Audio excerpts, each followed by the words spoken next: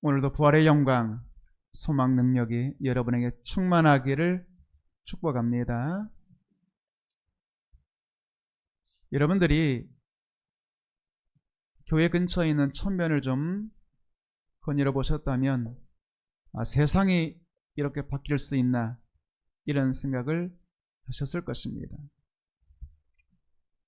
저도 겨울 동안 거기를 지나다녔습니다. 나무가 죽은 나무처럼 앙상한 가지만 있었죠. 그런데 갑자기 모든 나무에 꽃들이 피기 시작했습니다. 말할 수 없이 아름다운 꽃들이 만발하게 되었죠. 여러분, 죽은 나무도 때가 되면 살아나는 것입니다. 겨울에는 죽은 것처럼 보이지만 봄이 오면 살아나게 되는 것입니다. 나무에게만 겨울이 있을까요? 사람에게도 겨울이 있습니다.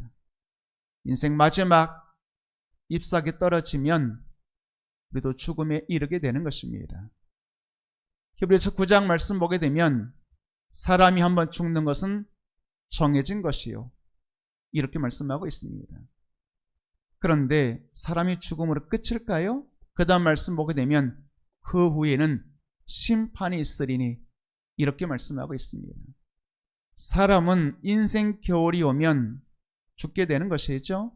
그러나 죽음으로 끝이 아니에요. 새로운 봄이 기다리고 있습니다. 그 봄은 예수님을 구주로 믿는 자에게는 아름답고 화려한 천국의 꽃으로 피어나게 될 것입니다. 요한복음 5장 말씀 보게 되면 예수님이 이런 말씀하셨죠. 무덤 속에 있는 자들이 하나님의 아들의 음성을 들을 때가 오나니 듣는 자는 살아나리라. 우리가 죽음으로 무덤 속으로 들어가겠죠? 그러나 죽음으로 끝일까요? 무덤 속에 있으면 끝난 것처럼 보이잖아요. 다 죽은 것처럼 보이잖아요. 그런데 무덤 속에 있는 자들이 하나님의 아들의 음성을 들을 때가 옵니다. 예수님이 이 땅에 재림의 주님으로, 심판의 주님으로 임하실 때에, 그때 예수님은 생명책에 기록된 모든 사람의 이름을 부르게 되는 것이죠. 그러면 그 아들의 음성을 듣는 자는 살아나게 되는 것입니다. 뿐만 아니라 예수님은 이렇게 이어서 말씀하셨죠. 선한 일을 행한 자는 영생의 부활로, 악한 일을 행한 자는 심판의 부활로 나오리라. 그러니까 사람의 부활은 다 같은 부활이 아니라는 거예요. 어떤 사람은 영생의 부활로, 어떤 사람은 심판의 부활로 나온다는 것이죠. 그 기준은 선악간에 행한 대로 심판을 받을 것이다, 이렇게 말씀하셨어요. 그러면 선과 악은 무엇이겠어요? 글쎄요, 세상 사람들이 생각하는 선이라고 하는 것은, 혹은 악이라고 하는 것은 누군가에게 착한 일이라면 선한 것이고 나쁜 일이라면 악한 것이다 생각할 수 있겠죠? 그런데 성경이 말씀하는 선이 뭐겠어요? 성경이 말씀하는 선은 하나님의 아들 예수 그리스도를 믿는 것이 선이라고 말씀하고 있습니다. 하나님의 아들 예수님이 나의 모든 죄 용서해 주시려고 십자가에서 죽으심으로 나의 모든 죄가 사함받고 내가 구원받아 하나님의 자녀 되었다는 것을 믿는 것이 선이라고 말씀하고 있죠. 누가 의로운 사람, 선한 사람이겠어요? 예수님을 구주로 믿어 천국 백성 된 사람이 선한 사람, 의로운 사람이라고 말씀하고 있는 것입니다. 여러분, 사람이 죽으면 끝이 아니라 반드시 다시 일어난다고 말씀했잖아요. 예수님 말씀하셨어요. 이상하게 생각하지 말아라. 죽은 자들이 하나님의 아들의 음성을 듣는다면 반드시 살아나는 일이 있을 것이다 라고 말씀해 주셨습니다. 겨울의 나무가 앙상한 가지만 보여주며 우리에게 죽은 것처럼 보였지만, 그러나 죽음으로 끝이 아니잖아요. 봄이 오면 파랗단 새싹을 띄우고 열매 맺게 되는 것 아니겠어요? 여러분, 오늘 시간 여러분의 인생에도 겨울이 있다는 것을 믿으시기를 바랍니다. 시편 90편 말씀 보게 되면 모세가 이런 말을 했습니다. 사람의 인생 70, 강건하면 80이라도 사람의 인생이 신속히 가니 날아가나이다. 그러니까 모세가 생각할 때 사람의 인생은 70인생이라는 거예요. 건강하면 80 혹은 요즘은 어떤 분은 100살까지도 사시겠죠. 그런데 100살 인생을 산다 할지라도 우리의 인생을 뒤돌아보면 신속기간이 날아간다고 말씀하고 있는 것입니다. 그저 지난날의 100년의 인생이 하룻밤에 점 찍은 것처럼 보일 수 있다는 것이죠. 그러니까 그 다음에 이렇게 말씀하고 있습니다. 자기 남은 인생을 계수하는 사람은 지혜로운 사람입니다. 이렇게 말씀하고 있어요. 사람들은 천년만년 살 걸로 생각하죠. 그래서 자기 욕망과 자기 생각대로 살아가죠. 그러나 내 인생에 겨울이 있다는 것을 깨닫는 사람은, 나의 인생에 남은 생애가 얼마 남지 않았다는 것을 깨닫는 사람은, 그 사람이 젊은 청년이든지 혹은 나이거든 노인이든지 상관없죠. 인생의 마지막이 있다는 것을 깨닫는 사람은 함부로 살 수 없잖아요. 하나님 앞에 믿음으로 살아야 되잖아요. 우리가 그리스도의 심판대 앞에 각각 나타나 각각 선한 것을 따라 심판을 받는다는 것을 깨닫는 사람은 하루하루를 함부로 보낼 수 없지 않겠습니까? 여러분, 여러분의 남은 생애가 있다는 것 깨닫게 되기를 주의 이름으로 축복합니다. 그러므로 젊은 청년이든지 나이가 든 노인이든지 우리는 내 인생의 마지막이 있음을 깨닫고 청년의 때, 노년의 때 창조주 하나님을 기억하고 그 하나님을 경외하고 그 앞에 믿음으로 살아야 될 것입니다. 오늘 말씀 보게 되면 고린도전서 15장은 흔히 부활장 이렇게 말해요. 예수님 부활하셨다, 이것을 말씀하는 장이죠. 그러면서 예수님 부활하셨는데 예수님 부활에 분명한 증거가 있습니다. 이렇게 말씀하고 있습니다. 여러분, 증거가 있으면 우리가 순종할 수밖에 없잖아요. 증거가 딱 나타나면 인정할 수밖에 없잖아요. 그런 것처럼 예수님 부활에도 증거가 있다고 말씀하고 있습니다. 그러면 첫 번째로 부활의 증거는 무엇일까요? 예수님 부활하셨다는 증거 첫 번째는 이 땅에 교회가 세워진 것입니다. 1절 2절 말씀 볼까요? 고린도 전서는 사도 바울이 고린도 교회에게 보낸 편지입니다. 그러니까 사도 바울이 고린도 교회 성도들에게 이렇게 말하죠. 형제들아, 형제들 무슨 뜻이겠어요? 주 안에서 함께 하나님 아버지의 자녀된 성도를 향하여 사도 바울이 너희는 나의 형제다, 우리 아버지 하나님이 계신다 그러면서 1절과 2절에 4번 반복되는 단어가 있죠. 말씀이 있죠. 내가 너희에게 전한 복음 너희에게 알게 하노니, 너희에게라는 뜻입니다. 너희에게라는 거 뭐겠어요?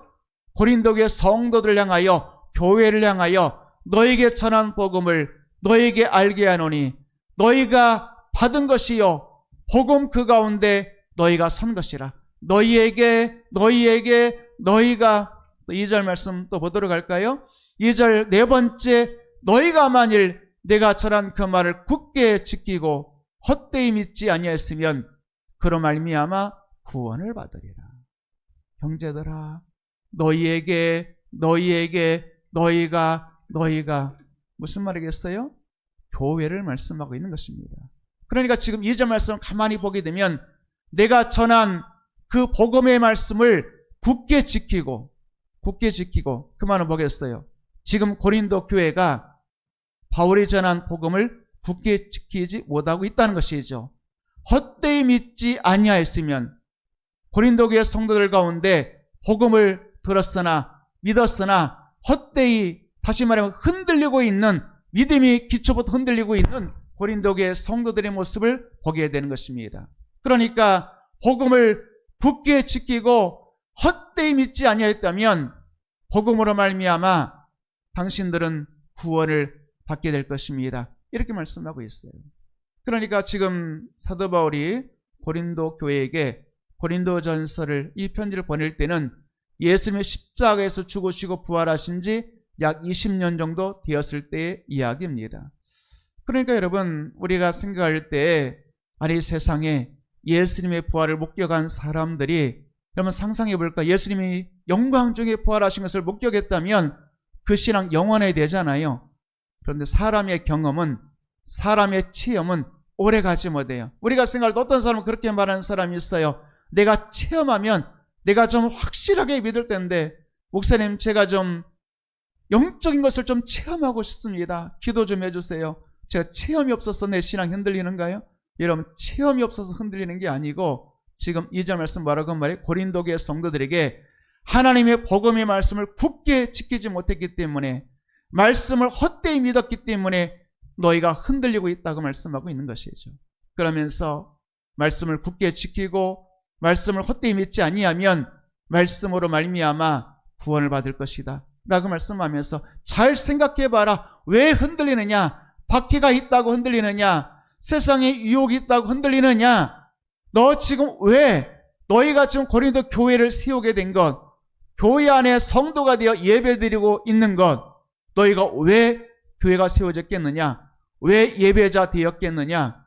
예수님이 부활하셨기 때문이다. 여러분, 예수님 십자가에 죽으실 때 다 흩어졌잖아요. 12 제자들도 다 흩어졌잖아요. 그런데 예수님 부활하셨어요. 고린도전서 15장 6절 말씀 보게 되면 예수님의 부활을 심지어 500여 형제가 일시에 목격했다고 말씀하고 있어요. 예수님께서 500여 형제에게 일시에 보이셨나니 그 중에 대다수는 살아있고, 그러니까 지금 바울이 고린도 교회에게 고린도전서 이 편지를 보낼 때에 약 20년 정도, 부활 후에 20년 정도 시간 지났다 그랬잖아요. 그러니까 얼마든지 500명이 일시에 부활의 예수님 목격했는데 그 중에 대다수가 살아있고 몇 사람은 잠이 든 사람도 있겠죠. 죽은 사람도 있겠죠. 그러나 대다수가 살아있다고 말씀하고 있어요. 그러니까 예수님의 부활은 어마어마한 목격자들에 의해서 이 땅에 예수님의 부활이 증거되고, 그리고 예수님의 부활을 목격한 성도들로 인하여 교회가 세워지고 그리고 예배자들이 되었다고 말씀하고 있는 것입니다. 여러분, 한번 생각해 볼까요? 사울은 박해자였잖아요. 그런데 박해자 사울이 어떻게 복음 전도자 바울로 변화되었을까요? 그것은 그가 다메섹으로 가는 길 위에서 부활하신 예수님을 영광의 빛 가운데 만났기 때문입니다. 그러니까 성도가 변화된 것을 보게 되면, 바울이 변화된 것을 보게 되면 설명할 수 없어요. 부활이 아니고는 있을 수 없는 일이에요. 예수님 십자가에 죽으셨을 때에 베드로를 비롯한 10 제자들이 다 도망갔어요. 11 제자들이 도망갔습니다. 그런데 그들이 예수님을 위해서 순교한 자들이 되었어요. 10 제자는 순교하고 사도 요한은 오래 살았습니다만 고난 중에 자신의 생애를 마쳤죠. 아니, 세상에 예수님 십자가에 죽으실 때 다 도망갔던 제자들이 어떻게 다시 모여 교회를 세우고 어떻게 예수님의 부활을 증거하게 되었을까요? 그것은 예수님의 부활을 목격했기 때문입니다. 심지어 6절 말씀 보게 되면 500명 이상의 성도들이 일시에 한꺼번에 부활을 목격한 것 아니겠어요? 그들은 아직까지도 살아있는 것입니다. 여러분, 초대교회 이후로 2000년의 시간이 지났죠? 여전히 이 땅에 교회가 세워져 있죠? 우리 교회가 세워져 있습니다. 여러분, 이 땅에 교회가 세워진 것은 예수님의 십자가와 부활이 아니면 설명할 수가 없는 것입니다. 오늘 여러분들이 얼마나 이 화창한 날씨에, 꽃들이 만발한 이 계절에 여러분 얼마나 여러분들이 세상으로 갈 길이 많이 있겠어요. 그런데 오늘 여러분들이 예배당에 나와서 예배드리고 있는 것은 예수님의 부활이 아니면 설명할 수가 없는 것이죠. 이 15장에, 고린도 15장에 32절 말씀 보게 되면 사도 바울이 이런 말 하는 것을 보게 됩니다. 만일 죽은 자가 다시 사는 것이 없다면 내일 죽을 터이니 나는 먹고 마시자 하리라. 이런 말씀이 있어요. 그러니까 사도 바울은 얼마나 복음을 수고했는지 몰라요. 내가 맹수와 더불어 목숨 걸고 싸울 정도로, 여러분, 그 말은 목숨 걸고 주와 복음을 위해서 희생했다는 거예요. 사도 바울같이 헌신한 사람 누가 있어요? 바울 자신이 고린도 15장에 스스로 말했잖아요. 내가 모든 사도보다 더 많이 수고했다. 그런 말을 사용하잖아요. 그러니까 사도 바울은 예수님 위해서, 복음을 위해서 목숨 걸고 헌신했어요. 그런데 그런 사도 바울이 이런 표현을 선호하는 거예요. 내가 왜 이렇게 헌신할까요? 내가 왜 이렇게 교회를 위해서, 성도를 위해서 충성할까요? 그것은 죽은 자가 다시 사는 부활이 있기 때문입니다. 그래서 사도 바울의 디모데 4장에 보게 되면 내가 선한 사람 다 싸고 달려갈 길 마치고 믿음 지켰습니다. 이제 나를 위하여 의의 면류관 준비되어 있습니다. 그러니까 사도 바울은 예수님의 부활을 정확하게 목격하고 천국이 있다는 것을 깨닫게 되니까 복음을 해서 생명 다하여 충성한다는 것입니다. 그러면서 내가 만약에 부활이 없다면, 죽은 자가 다시 사는 것이었다면 내가 뭐 하려고 이렇게 봉사하겠어요? 뭐 하려고 이렇게 헌신하겠어요? 내일 죽는다면 인생 뭐 있어? 내일 죽는다면 인생 뭐 진지하게 살 필요가 있겠어요? 내일 죽을 터이니 그저 오늘 먹고 마시며 인생 즐기자, 그렇게 살지 않겠어요? 그게 바로 32절에 나오는 사도 바울의 인생 이야기예요. 그런데 나는 부활하신 예수를 목격했기 때문에 인생을 먹고 마시며 허비할 수 없습니다. 주와 복음을 위해서 이 생명 바쳐 충성하는 것입니다. 이렇게 말하고 있는 것이죠.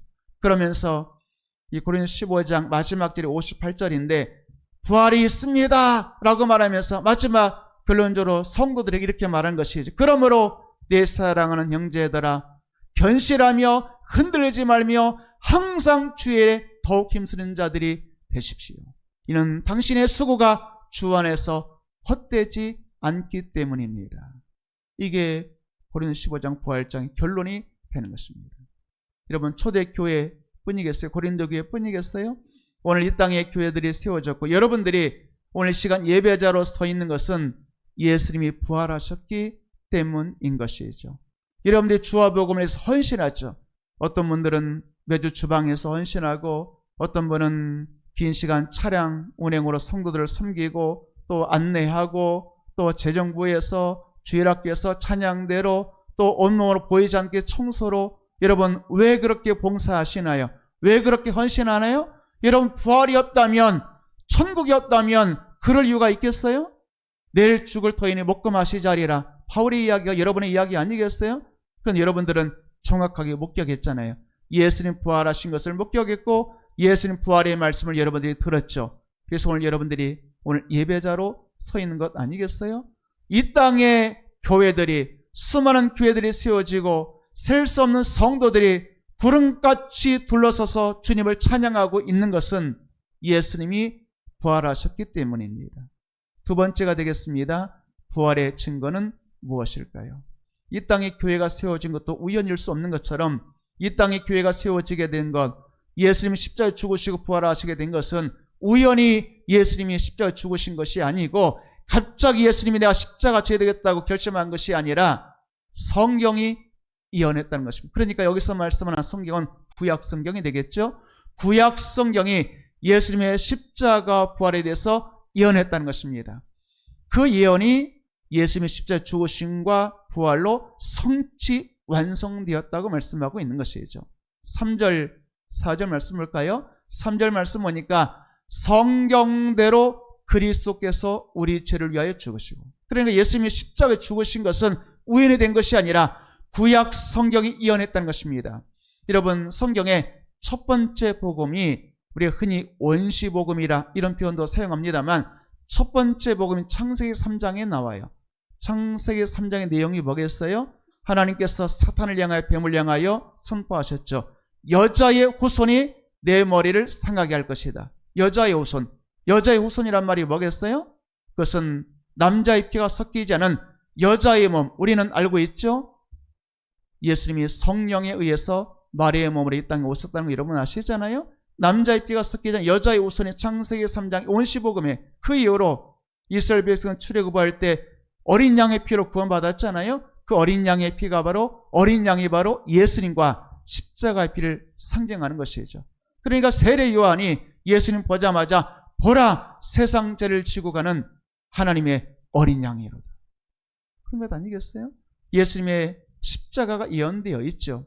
또 예수님은 친히 요나가 물고기 뱃속에 3일 있었던 것을 자신의 무덤 속에 3일 있었던 것으로 말씀하셨죠. 요나가 물고기 뱃속에 3일 있었던 것처럼 예수님이 무덤 속에 3일 계시다가 3일 만에 요나가 물고기 뱃속에서 살아나온 것처럼 예수님이 죽은 자 가운데서 부활하셨죠. 또한 예수님께서 이 땅에 계시는 동안에 제자들에게 여러 차례 말씀하셨죠. 베드로의 신앙 고백 이후로 예수님은 여러 차례 자신이 예루살렘에 올라가게 되면 고난당하고 죽임당하고 그러나 죽은 이후에 3일 만에 부활할 것을 여러 번 말씀하셨어요. 그러니까 주의 말씀이 성취되었다고 말씀하고 있는 것입니다. 성경대로 그리스도께서 우리 죄를 위하여 죽으시고, 4절 말씀 볼까요? 4절 말씀 보게 되면 성경대로 사흘 만에 다시 살아났어요. 예수님의 죽으심과 부활은 성경의, 구약 성경의 예언이 성취되고 성경대로 구약의 예언이 완성되었다고 말씀하고 있는 것입니다. 성경이 예언했고 그 말씀이 성취된 것을 볼 때 우리는 예수님이 정말로 부활하셨구나 알 수가 있게 되는 것이죠. 세 번째가 되겠습니다. 부활의 증거는 무엇일까요? 여러분, 가장 중요한 것은 내가 예수님 믿고 오늘 이 시간 여러분들이 예배자로 서 있는 것입니다. 예수님 부활을 뭘로 증명하겠어요? 내가 변화된 것을 보십시오.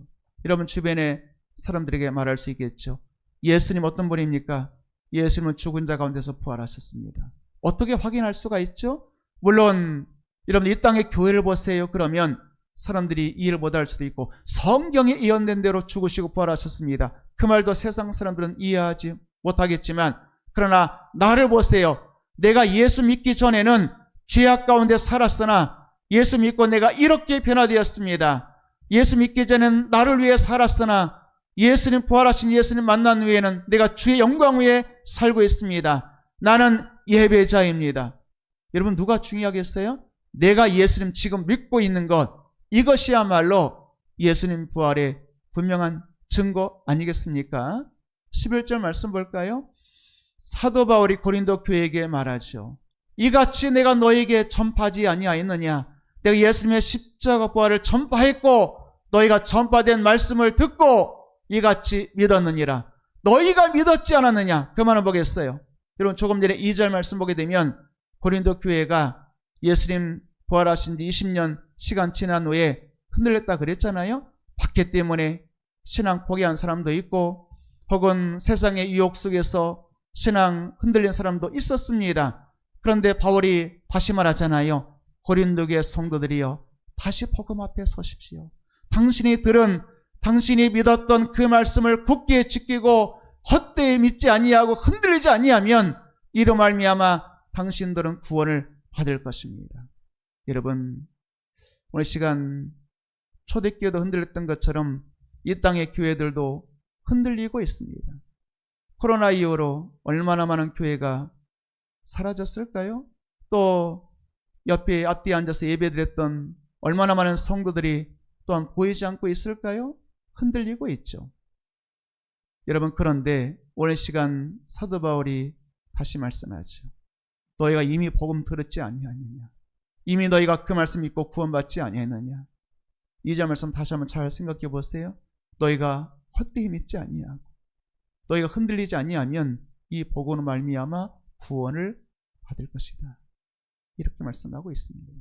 여러분 이 부활의 아침에 여러분이 이미 받았던 복음, 이미 믿었던 예수 그리스도의 십자가 부활 다시 붙잡는 여러분 되기를 축복합니다. 오늘 여러분들이 지금 예수를 믿고 예배자로 서 있잖아요. 어떻게 설명하시겠어요?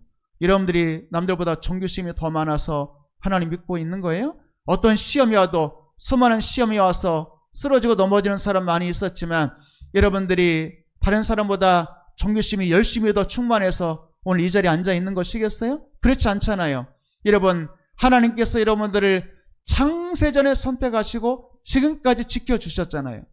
에베소 1장에 보게 되면 창세전에 그리스도 예수 안에서 너희를 선택하셨다 이렇게 말씀하고 있어요. 창세전에.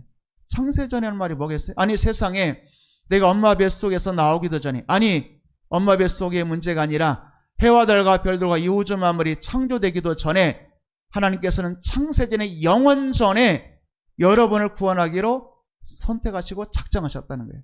설명하기 어려워. 이해하기가 어려워. 아니 세상에 첫사람 아담이 타락도 하기 전에 하나님은 여러분들을 구원하시고 자녀 삼으시려고 작정하셨다는 거예요.